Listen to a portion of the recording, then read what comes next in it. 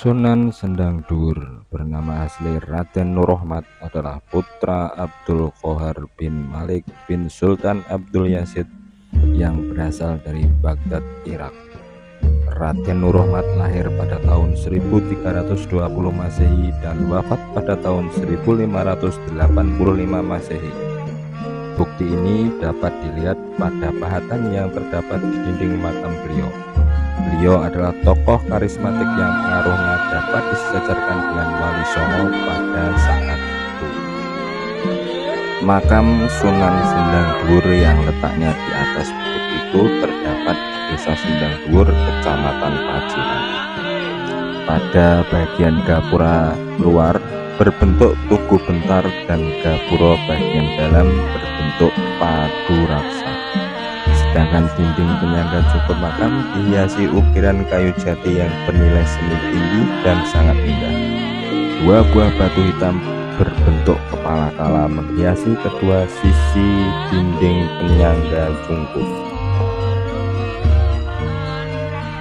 Suatu ketika Sunan Derajat datang untuk mengetes kemampuan dari Raden Rohmat. Beliau mengetes Raden Rohmat untuk mengambilkan buah siwalan dan air nira langsung dari pohon. Raden Rohmat hanya menepuk batang pohon siwalan yang tinggi. Batang tersebut lantas melengkung ke arah Sunan Derajat dan buah siwalan pun mudah diambil. Pertemuan itu membuat Raden Nur Rohmat dianugerahi gelar Sunan Sendang Dur oleh Sunan Derajat.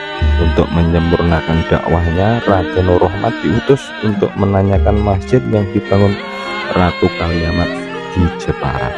Sebab waktu itu Bukit Tanon tidak ada kayu untuk membuat masjid. Sesampainya di Mantingan Jepara, sang ratu ternyata berpesan, siapa yang bisa membawa masjid dalam waktu semalam, masjid tersebut akan diberikan secara cuma-cuma. Sunan Sendang Dur pun bingung. Beliau bermunajat di sebuah gunung dan ditemui Sunan Kalijogo. Dari cerita saat itu, Raden Nur Rohmat disuruh ke Jepara lagi. Atas izin Allah, masjid dari Mantingan itu diboyong ke pucuk Bukit Tanon dalam waktu semalam. Setibanya di lokasi, masyarakat heboh. Berdirinya Masjid Sendang Dur ditandai dengan Surya Sengkolo yang berbunyi Gunaning Seliro Tirtohayu, yang berarti menunjukkan angka tahun baru 1483 Saka atau tahun Masehi 1561 Masehi.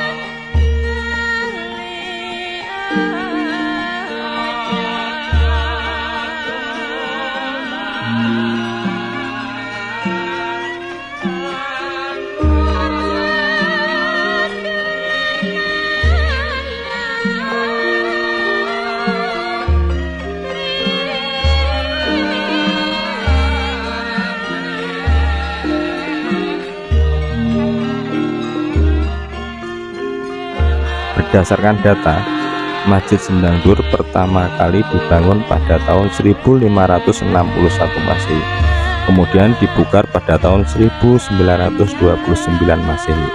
Sementara itu, komplek makam dibuka pertama oleh Belanda pada tahun 1937 dan selesai pada tahun 1943.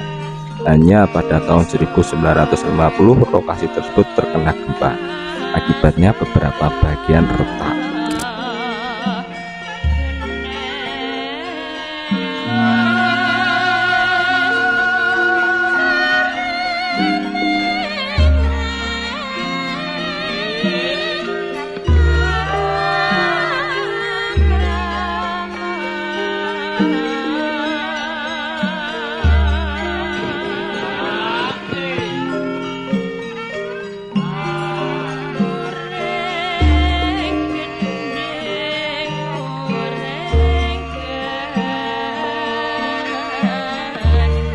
Untuk menuju komplek makam Sendang Dur, kita melewati Gapura Padu Raksa ini. Setelah memasuki Gapura Padu Raksa, di sebelah kiri akan ada tangga yang sangat tinggi sekali. Disitulah Sunan Sendang Dhuwur dimakamkan.